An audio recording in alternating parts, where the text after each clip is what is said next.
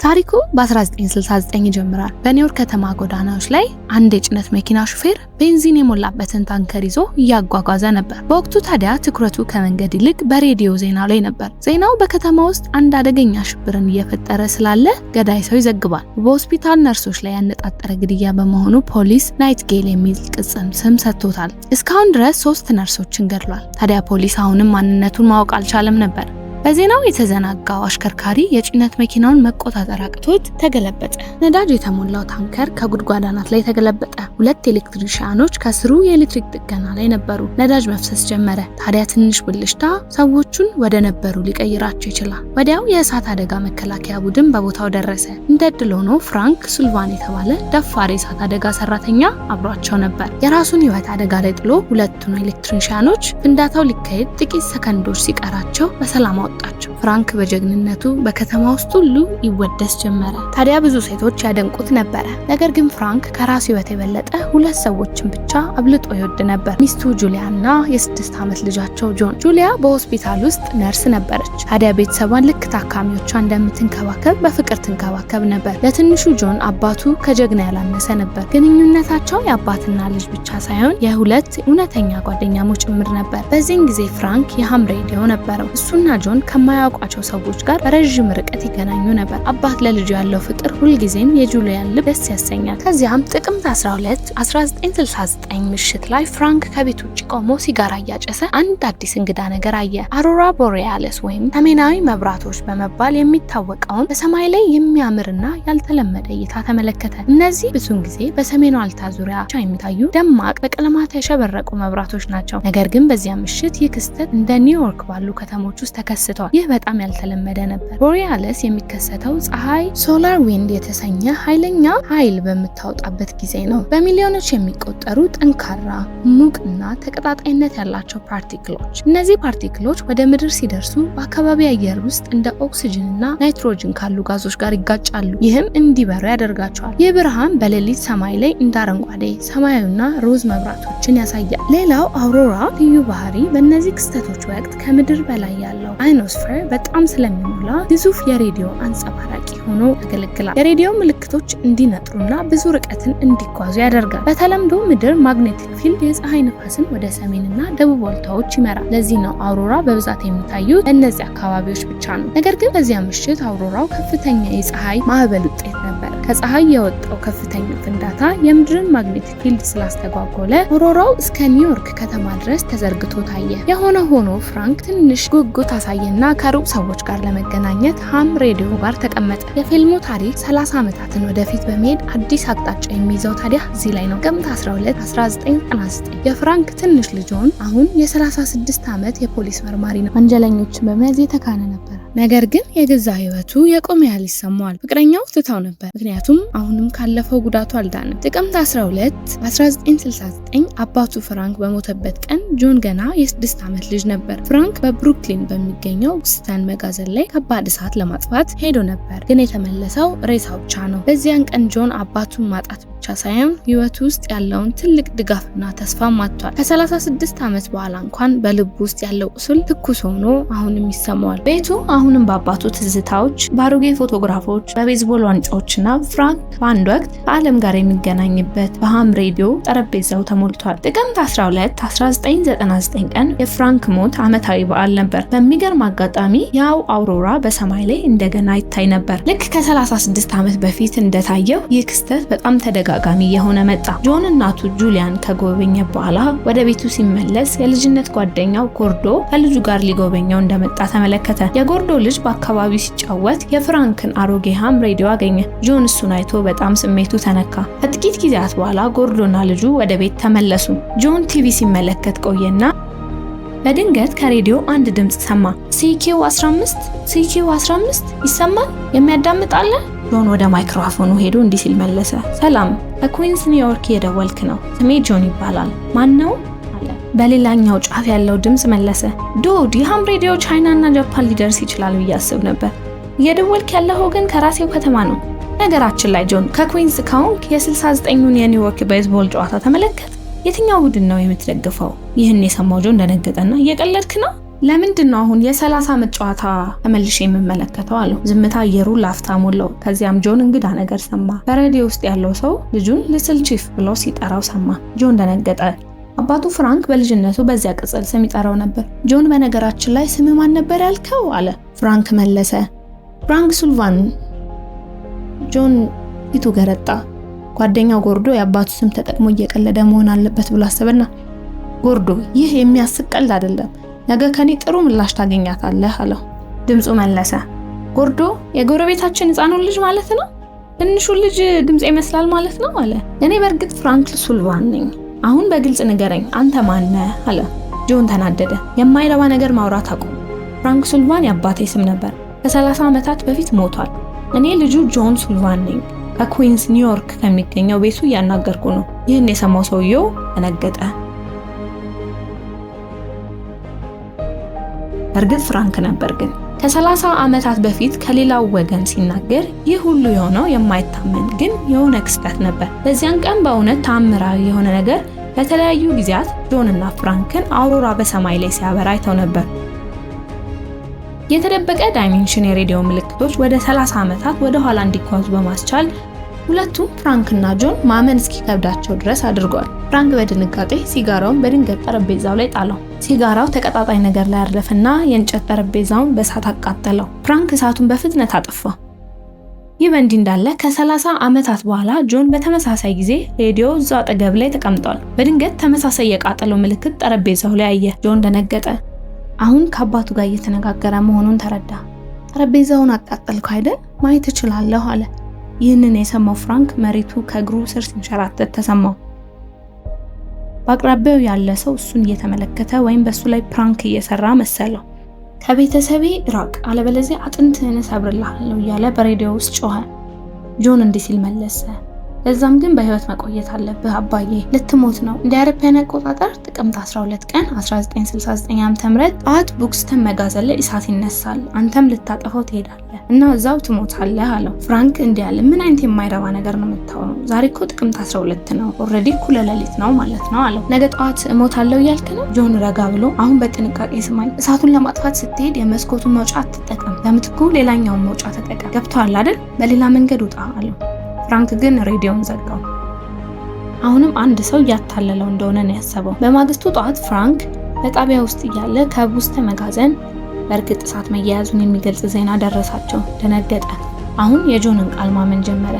ቢያንስ በትንሹ እሱና ቡድኑ በፍጥነት ወደ ስፍራው ሄዱ። እሳቱም ኃይለኛ ነበር። አንዲት ሴት ልጇ አሁንም ፎቅ ላይ እንደቀረች እያለቀሰች ሮጣ መታ ነገረችው። ፍራንክ ላፍታ ያህል ቆመ። ፍርሃት ገባው። ምናልባት የሚሞትበት ቀን ይህ ሊሆን ይችላል። ነገር ግን ኃላፊነቱን ችላ ማለት አልፈለገም። ወደ ውስጥ ገባና ወደ ላይኛው ፎቅ ወጣ።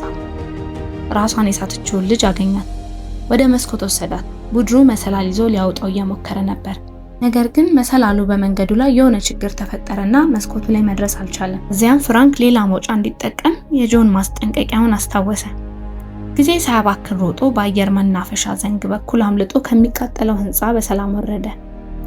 ይህ በእንዲህ እንዳለ በአሁኑ ጊዜ ጆን በር ላይ ተቀምጦ ከጓደኛው ጎርዶና ዋና ኦፊሰር ሳች ጋር እየጠጣ ነበር። ሳች የፍራንክ የቅርብ ጓደኛ ነበር እና ዛሬ ፍራንክ ከሞተ 30 ዓመቱን ያስቆጠረ በመሆኑ ሶስቱም ከሱ ጋር ስለ ድሮ ጊዜ እያስታወሱ ቁጭ ብለዋል። ጆን ያለፈውን ምሽት እንግዳ የሆኑ ክስተቶች ሙሉ በሙሉ ረስቶት ነበር። ሁሉም ነገር ህልም ብቻ እንደሆነ በማሰብ ድንገት በጆን አእምሮ ውስጥ እንግዳ ትዝታዎች መፈጠር ጀመሩ። ከዚህ በፊት የማያውቃቸው ትዝታዎች፣ ከአባቱ ጋር ያደገበት፣ ወደ ትምህርት ቤት አብሮ የሄደበት፣ አብሮ የተጫወተበት፣ ፍራንክ ሞቶ የማያውቅ ይመስል ሲያወራ ትዝ አለው። ጆን ወይን የተሞላውን ብርጭቆ ጣለው። አባቴ ከ30 ዓመታት በፊት በእሳት አልሞተም አለ። ይህንን የሰሙት ጎርዶና ሳች ግራ በመጋባት ጆንን ተመለከቱት። ጎርዶ ጆንን እናውቃለን፣ አባቴ ከ10 ዓመት በፊት በካንሰር ነው ህይወት ያለፈው አለ። ጆን ላፍታ ያልደነገጠ፣ ከዚያም ፈገግ አለ። እሱ ቀደም ብሎ ከአባቱ ጋር እንደተነጋገረና ፍራንክ እሱን አድምጦ ከእሳት ውስጥ ከሞት መዳኑን ተገነዘበ። አዲስ ትውስታ አሁን በጆን አእምሮ ውስጥ አለ። ፍራንክ በማጨስ ሱስ ምክንያት ከ10 ዓመታት በፊት በካንሰር ህይወቱ አልፏል። ይህ በእንዲህ እንዳለ ቀደም ባሉት ጊዜያት ፍራንክ ከአዳናት ልጅ ጋር ከሚቃጠለው ህንፃ ወጣ። ቀድሞ ለመውጣት ሲጠበቅበት በነበረበት ክፍል ውስጥ ከፍተኛ ፍንዳታ መነሳቱን አየ። እዚያ ቢቆይ ኖሮ ይሞት ነበር። ፍራንክ አሁን በሬዲዮ ያነጋገረው ሰው በእውነት የወደፊት ልጁ እንደሆነ ሙሉ በሙሉ እርግጠኛ ሆነ። ፍራንክ ወደ ቤት ተመለሰና ጆንን በድጋሚ በሬዲዮ ሊያነጋግረው ሞከረ፣ ነገር ግን ሊያገኘው አልቻለም። ይህ በእንዲህ እንዳለ በአሁኑ ጊዜ ጆን በደስታ ተሞልቶ ይታያል። በዚያው ምሽት ወደ ቤት ሲመለስ በቤት ውስጥ ያሉ ምስሎች ሙሉ በሙሉ እንደተቀየሩ አየ። በአንድ ወቅት የፍራንክን ሞት የዘገበው ጋዜጣ አሁን ትንሽ ልጅን በማዳን ህይወቱን አደጋ ላይ የጣለ ጀግና ሲል ገልጾታል። ከዚያም ጆን በጠረጴዛው ላይ የተጻፈ አንድ መልእክት አስተዋለ። ቺፍ አሁንም በህይወት ነኝ ይላል። ፍራንክ እነዚያን ቃላት እንደጻፈው አወቀ። የጆን አይኖች በእንባ ተሞሉ። ጆን እና ፍራንክ እንደገና ተገናኙ። ሁለቱም በጣም ተደስተው ለረጅም ሰዓታት ተነጋገሩ። በዚህ ጊዜ ጆን ወደፊት ስለሚከሰቱ ነገሮች ለፍራንክ ደስ እያለው ነገረው። የትኛው ቡድን የቤዝቦል ጨዋታ እንደሚያሸንፍ፣ ፍራንክ የሚወደው መኪናና ሌሎች ብዙ ነገሮች እንደሚገዛ፣ በመጨረሻም በማጨስ ምክንያት በካንሰር እንደሚሞት ለአባቱ ነገረው። ወደፊት እሱን ለማየት ረጅም እድሜ እንዲኖር እንዲያቆምም ለመነው። በዚህ ጊዜ ጆን በጣም ስሜታዊ ሆነ። እናቱን ደውሎ ስለ ጤንነቷን ጠይቃት ፈለገ፣ ነገር ግን ስልኳ ሊነሳለት አልቻለም። ቀደም ባለው ጊዜ ፍራንክ ሚስቱን ጁሊያን ለመጠየቅ ወደ ሆስፒታል ሄዷል። በወቅቱ ህመምተኛ እያከመች ነበር። ፍራንክን ባየች ጊዜ ለለማች ዶክተር በሽተኛው እንዲከባከብ አደረገችና ባሏን ለማግኘት ሄደች። ፍራንክ ሁለተኛ ህይወት እንደተሰጠው ስላሰበ ደስተኛ ነበር። ደስታውን ለሚስቱ እያካፈለ ሳለ ጁሊያ ለታካሚው ለማጁ ዶክተር የተሳሳተ መድኃኒት ሊሰጥ ሲል በድንገት አስተዋለች። ይህ ስህተት ለሞት ሊዳረግ ይችላል። ጁሊያ ሮጣ በጊዜ አስቆመችው። ፍራንክ ፍቅሩን ለጁሊያ ገልጾ ወደ ቤቱ ተመለሰ። ይህ ባንድ እንዳለ በአሁኑ ጊዜ ጆን እንግዳ የሆነ ህልም ተኝቶ ተመለከተ። አንድ የቤተሰቡ ሰው እንደሞተና የቀብር ስነ ስርዓት ላይ እየተካሄደ መሆኑን አየ። ትንሹ ጆን ጥግ ላይ ተቀምጦ ፈርቶ እያለቀሰ ነበር። በድንገት የእናቱን ሀብል አየ። በሚቀጥለው ቅጽበት ጆን ከእንቅልፉ ነቃ። በላብ ተጠምቆ ተነፈሰ። በጣም እንግዳ ነገር ግን ህልሙን መርሳት አለመቻሉ ነበር። እያንዳንዱ ዝርዝር፣ እያንዳንዱ ፊት፣ እያንዳንዱ ስሜት አሁንም አእምሮ ውስጥ ግልጽ ነበር። ህልም ሳይሆን ትውስታ። ደነገጠ። ጆን እናቱ ጋር ደውሎ ነበር፣ ነገር ግን አንዲት እንግዳ ሴት ስልኩን አነሳች። እንደገና ሞከረ። እንደገና ተመሳሳይ የማያውቀው ሰው ስልኩን መለሰ። ጆን ኔትወርክ ይሆናል ብሎ አሰበ። ፍቅረኛው ሳማንታን ለማግኘት ሄደ። አካሄዱ አሁን የአባቱ ሞት ቀለል ስላለው ይቅርታ ለመጠየቅና ነገሮችን ከሷ ጋር ለማስተካከል አስቦ ነበር። ሳማንታ ግን እንደማታውቀው ሆነች። በፍጹም አላወቀችው። ጭራሽ የማታውቀው ሰው ነው። ላፍታ ያህል ጆን ደነገጠ። ከዚያም ሳማንታ ምናልባት አኩርፋ እያስመሰለች እንደሆነ ገምቶ በመቅረጥ ወደ ስራውን ለመቀጠል ወደ ፖሊስ ጣቢያ ተመለሰ። ነገር ግን እዚያ ያሉት ነገሮችም እንግዳ ነገር ሆነዋል። በአንድ ወቅት እንደ ጓደኛና እንደ አዛኝ ይመለከተው የነበረው የጆን አለቃ ሳች በድንገት አመለካከቱን ቀይሮበታል። አሁን ቀዝቃዛና አስፈሪ ይመስላል። ሳች ለጆን የክስ ፋይል ሰጠው። ሁለቱ ለብዙ ቀናት አንድ ጉዳይ ላይ ሲሰሩ ቆይተዋል። ከጥቂት ቀናት በኋላ በግንባታ ቦታ ላይ የተቀበረ አስክሬን አግኝተዋል። ከአጥንት በስተቀር ምንም አልቀረም። ሳች ለጆን እንደነገረው አስክሬኑ ከ30 ዓመታት በፊት 3 ነርሶችን የገደለውና ከዚያን ጊዜ ጀምሮ ማንነቱ ሳይታወቅ የቆየው ናይትጌል የመጀመሪያ ሰለባ የሆነችው ሜሪ ናት። ሜሪ ነርስ ናት። ሳች በብስጭት ከ30 ዓመት በፊት እና ዛሬም 10 ሰዎችን የገደለ ገዳይ ምን አይነት አሳፋሪ ነው አለ። ፖሊስ ማንነቱ ማወቅ አልቻለም። ጆንም ደነገጠ። እንደ ጆን እውቀት ከሆነ ናይትጌል ከመጥፋቱ የዛሬ 30 ዓመታት በፊት 3 ነርሶችን ብቻ ገድሏል። ጆን ናይትጌል የግድያ ፋይል ሲመለከት እግሩ ከዳው። እናቱ ጁሊያ በናይትጌል ሰለባዎች መካከል ተዘርዝራለች። ጆን አእምሮ ባዶ ሆነ። በፍጥነት ወደ ቤት ሄደ። ጁሊያ ከቤተሰብ ፎቶዎች መካከል እንደጠፋች አየ። እዚህን ጊዜ አንድ አስደንጋጭ ነገር ጆን ተገነዘበ። ከዚህ ቀደም አባቱን ለማዳን ያደረጋቸው ለውጦች የአሁኑ ጊዜ ቀይሮታል። ጆን ፍራንክን ወዲያውኑ አነጋገረው። የታሪክ ለውጡ አሁን ጊዜ ላይ ከፍተኛ መስተጓጎል እንደፈጠነ ነገረው። ወንጀለኛው ናይትጌል እናቱን እንደገደለ ማስረዳው። ይህን የሰማው ፍራንክ ደነገጠ። ጆን ምን ትላለህ? ይሄ እንዴትና መቼ ሆነ አለ። ጆን መልሶ በካላስ ምሽት ኦክቶበር 22። ይህ ምናልባት በጊዜ 1 ሳምንት በኋላ ሊሆን ይችላል፣ ግን እንዴት እንደተከሰተ አልገባኝም። አባዬ ትናንት ከዚህ በፊት ያላሰብከውን ነገር አድርገሃል አለው። ፍራንክ ላፍታ አሰበና አዎ ትናንት ከሞት ካመለጥኩ በኋላ እናትን ለመጠየቅ ወደ ሆስፒታል ሄጃለሁ አለ። ጆን ወደፊት እናቱ እንድትሞት ምክንያት የሆነ ነገር በሆስፒታል ውስጥ መከሰት እንዳለበት ተገነዘበ። ከዚያም ፍራንክን እንዲህ አለው፣ ጆን አትጨነቅ፣ ናይትጌል ጁሊያን እንደሚገድል እርግጠኛ ከሆነ ወስዳታለሁ፣ ሩቅ ቦታ ሄዳለሁ። እስካሁን ድረስ የናይትጌል ጥቃት እንኳን ሊደርስባት አይችልም። ጆን ግን አልተስማማም። አባዬ ምናልባት ይህንን ማድረግ እናታችንን ያድናል፣ ነገር ግን ስለዚህ ጉዳይ አስብበት እስቲ። ናይትጌል ከእናታችን በፊት ሌሎች 2 ሴቶችን ገድሏል። ከዛ በኋላም ከእርሷ ጭምር 4 ሴቶችን ገድሏል እና ይህ ሁሉ የሆነው በእኛ ምክንያት ነው። እንዲሞቱ መፍቀድ አለብን አይመስለኝም ማለት። ናይትጌል ማን እንደሆነ ላናቅ እንችላለን፣ ነገር ግን ቀጥሎ ማን እንደሚገድል አውቃለሁ። ልናቆመው እንችላለን። ፍራንክ እንዴት ግን አለ። አለ። ወደ ፖሊስ ሄጄ ናይትጌል ሴትን ሊገድል እንደሆነ እንድነግራቸው ትፈልጋለህ? የሚያምኑኝስ ይመስልሃል?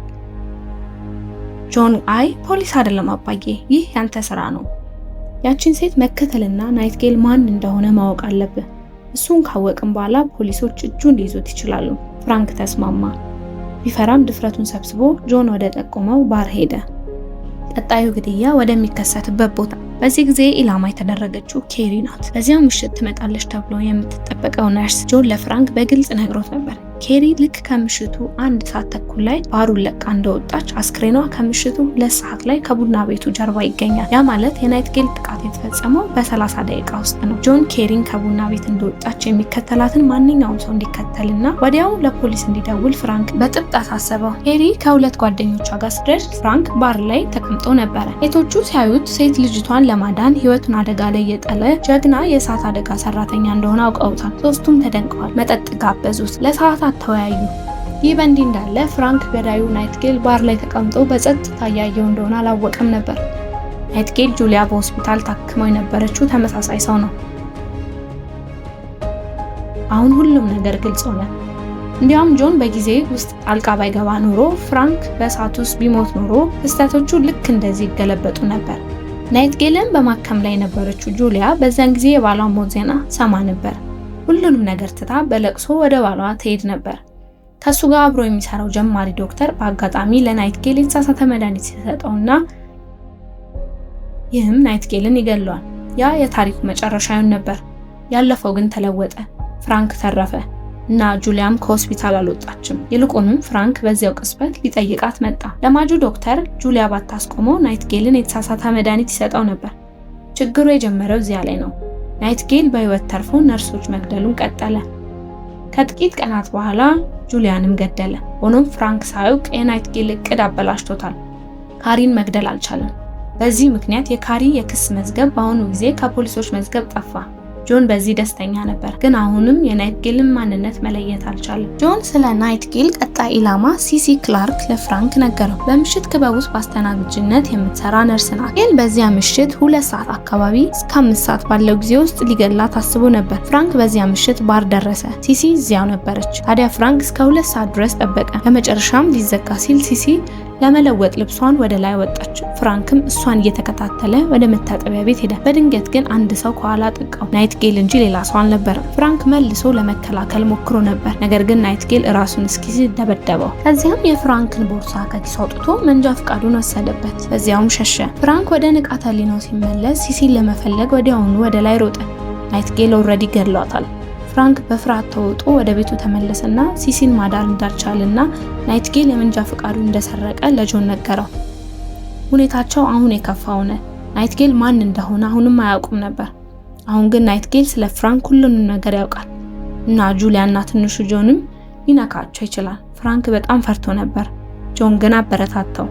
ለተወሰነ ጊዜ ካሰበ በኋላ ጆን በድንገት እንዲህ አለ፣ አባዬ ናይትጌል የኪስ ቦርሳህን ከነካ የጣት አሻራዎቹ እላዩ ላይ መሆን አለባቸው። አሁን በጥንቃቄ ስማኝ። ማንም እንዳይነካው የኪስ ቦርሳህን ለሚቀጥሉ 30 ዓመታት ደህንነቱ የተጠበቀ ቦታ ደብቀው። ፍራንክ በትክክል እንደተባለው አደረገ። የኪስ ቦርሳውን በማሸጊያ ውስጥ ዘግቶ በጥንቃቄ በቤታቸው መስኮት አጠገብ ባለው አሮጌ የእንጨት ሳጥን ውስጥ ደበቀው። በአሁኑ ጊዜ ጆን ከ30 ዓመታት በኋላ ተመሳሳይ ሳጥኑን ከፈተ። ታዲያ የኪስ ቦርሳውን አሁንም እዚያው አገኘ። በትክክል ተጠብቆ ነበር። ጆን በደስታ ፍራንክን በሬዲዮ ነገረው። አባዬ አትጨነቅ፣ አሁን ናይትጌልን ይዘነዋል አለው። ጆን ወዲያውኑ የኪስ ቦርሳውን ወደ ፖሊስ ጣቢያ አምጥቶ የጣት አሻራዎቹን አስፈለገ። ውጤቶቹ አስደንጋጭ ነበሩ። ናይትጌል ማንም ብቻ አልነበረም፣ ሻክ ሼፐርድ የተባለ ጡረታ የወጣ የፖሊስ መኮንን ነበር። ጆን አሁን በህይወት ያለውንና የተከበረ ህይወት የሚኖረውን ጃክን ያለፈው ማንነቱን ደብቆ አገኘው። ጆን አነጋጋሪውና በውይይታቸው ወቅት ስለ ናይትጌል ሁሉንም ነገር ለማወቅ ሞከረ። በኋላ ወደ ቤት ተመልሶ ፍራንክን በሬዲዮ አነጋገረው። የናይትጌል ትክክለኛ ስም ጃክ ሼፐርድ እንደሆነ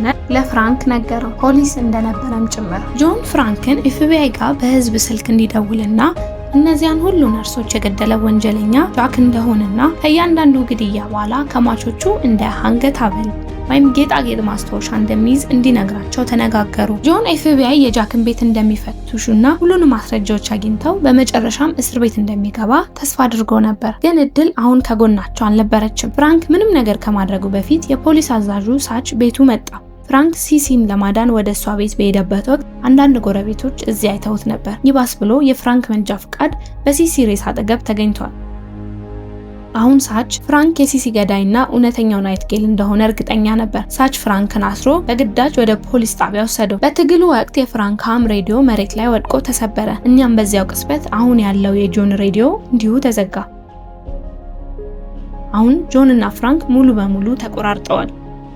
ሳች ፍራንክን በፖሊስ ቁጥጥር ስር አድርጎት ከባድ ምርመራ ጀመረ።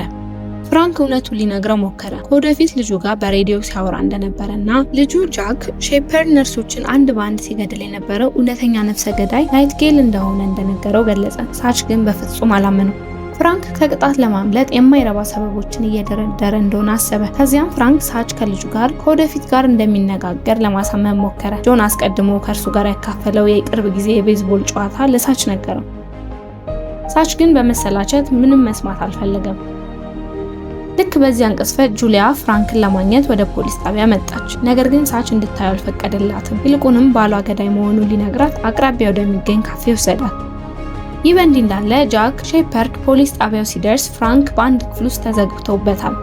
ጃክ የፖሊስነት ስልጣኑን ተጠቅሞ ወደ ክፍሉ ገባ። ፍራንክ ላይ ሽጉጥ ደቀነበት። እዚያው ሊገለው ነበር። ነገር ግን ሌላ ፖሊስ ወደ ክፍሉ በዛው ሰዓት ገባ። ጃክ በፍጥነት ሽጉጡን ደበቀው። ምንም እንዳልተፈጠረ ከፖሊስ መኮንኑ ጋር ወጣ። ፍራንክ ግን በጣም ፈራ። ጃክ ስራውን ለመጨረስ ተመልሶ እንደሚመጣ ያውቅ ነበር። ከዚያም የሆነ ነገር አይኑን ያዘ። የኤሌክትሪክ ሽቦ ከክፍሉ የብረት በር ጋር አገናኘውና ጃክን ጠበቀው። ይህ በእንዲህ እንዳለ ሳች ባሏ ገዳይ መሆኑን ለጁሊያ እየነገራት ነበር። ጁሊያ በጣም አዘነች። ነገር ግን የሳች ትኩረት ብዙም ሳይቆይ በካፌው ቲቪ ላይ ወደሚጫወተው የቤዝቦል ግጥሚያ ዞረ። ስለ ጨዋታው እሱ እንደገለጸው ሙሉ በሙሉ እየተከሰተ ነበር። ሳች ደነገጠ። ፍራንክ እውነቱን ሲናገር እንደነበረ መገንዘብ ቻለ።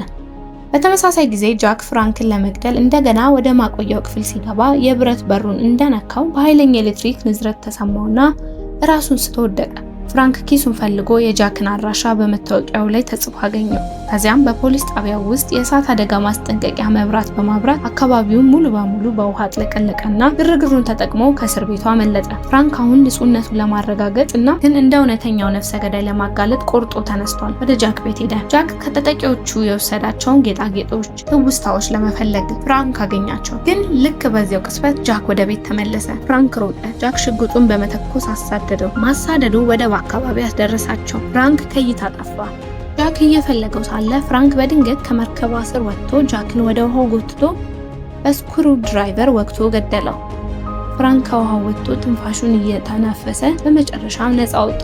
ከትንሽ ቆይታ በኋላ ሳች ከቡድኑ ጋር ደረሰ። ሳች ከጃክ ቤት ገና መመለሱ ነበር። የጃክን ጥፋተኝነት የሚያረጋግጡ ሁሉንም ማስረጃዎች አስቀድሞ አግኝቷል። የፍራንክን ቃል ከወሰደ በኋላ ሳች የጃክን በድን እንዲፈልጉ ጠላቂዎችን ላከ። ፍራንክ በይፋ ንጹህ ነው ተብሏል። በመጨረሻም በሰላም ወደ ቤቱ ተመለሰና ሬዲዮን መጠገን ጀመረ። በጠረጴዛው ላይ አንድ ጥቅል ሲጋራ አስተዋለ። አንስቶ ወረወረው። ወደፊት ጁሊያን እና ጆንን ብቻቸውን ትቷቸው በካንሰር መሞት አልፈለገም። ከዛም ሬዲዮን መልሶ አበራው። ከጆን ጋር የነበረ ግንኙነት ተመለሰ። ፍራንክ ለልጁ አሁን ሁሉም ነገር ጥሩ እንደሆነ ነገረው። ጃክ ሼፐርድ ሞቷል። ጆን ግን እንግዳ ነገር አገኘ። በአሁኑ ጊዜ ምንም ነገር አልተለወጠም። እናቱ አሁንም ከቤተሰብ ፎቶ ላይ ጠፍታለች። ይህንን ለፍራንክ እየነገረው ሳለ በድንገት አንድ ሰው በቡጢ መታውና ከመሬት ደባለቀው። የዛሬው ጃክ ነበር። ያ ማለት ጃክ ከዚህ ቀደም አልሞተም ነበር ማለት ነው። በባለፈው ጊዜ ፍራንክ ጥቃት እየደረሰበት ነው በጃክ። ፍራንክ ራሱን ስቷል። ጁሊያን ለመግደል በቀጥታ ወደ ክፍሏ ሄደ። ልክ በዚሁ ቅጽበት ትንሹ ጆን ወደ ክፍሉ ገባ። ድምፁ ጃክን ትኩረቱ እንዲከፋፍለው በማድረግ ጁሊያ ፊቱ እንድትመታ እድል ፈጠረ። የጃክ ፊት ገጽ ላይ ተመሳሳይ ጭረት ወዲያውኑ ታየ። ጃክ ጁሊያን በቡጥ ያላትና ራሷን አሳታት። ትንሹ ጆንን ሊወስደው ያዘው። አይ ሲወርድ ፍራንክ እዚያው ሽጉጥ እሱ ላይ አነጣጥሮ ይዞ ቆሞ አየው። ጃክ ትንሹ ጆንን ወደፊት ገፋውና ሽጉጡን ፍራንክን ጣል ወይም አንገቱን ነው ምልልህ አለው። ፍራንክ መሳሪያውን ዝቅ ማድረግ ጀመረ። በባለፈው ታሪክ ጃክ ፍራንክን፣ ጁሊያንና ትንሹ ጆንን ህይወት አደጋ ላይ ጥሏል። በአሁኑ ጊዜ ደግሞ ሽጉጥ ወደ ጆን ጭንቅላት ደቅኖ ነበር። የጆን መኖር በአንድ ጥይት ሊሰረዝ ነው። ልክ በባለፈው ጊዜ ጁሊያ ጃክን ከኋላ መታችውና ፍራንክን በፍጥነት ሽጉጡን ያዘ። ጃክ ጁሊያን ወደ ጎን ገፍቶ ወደ ፍራንክ ዞረ። ነገር ግን እሱ ከመድረሱ በፊት ፍራንክ ተኮሰ እና በዚያም ትክክለኛ ቅጽበት የዛሬው ጃክ እጅ መቁሰል ጀመረ። ምክንያቱም ቀደም ባለው ጊዜ ፍራንክ ተኩሶበታል። ጁሊያና ትንሹ ጆን በመጨረሻም ደህና ሆኑ። ከዚያ ቅጽበት በኋላ በአሁኑ ጊዜ ዋና ለውጦች መከሰት ጀመሩ። የጆን ቤት ግድግዳዎችና ፎቶዎች ሁሉም መለወጥ ጀመሩ። ግን አደጋው ሙሉ በሙሉ አላበቃም። የዛሬው ጃክ አሁንም በሌላ እጁ ሽጉጥ ነበረው። እሱ ወደ ጆን አነጣጠረ። አንድ ሰው መጀመሪያ ሲተኩስ ሌላው ሰው ተኮሰ። ጃክ ሼፐርድ ለዘላለም አሁን ሄዷል። በጥይት የተኮሰው የጆን አባት ፍራንክ ነው። አዎ ፍራንክ በህይወት ነበረ እና ጁሊያም እንዲሁም።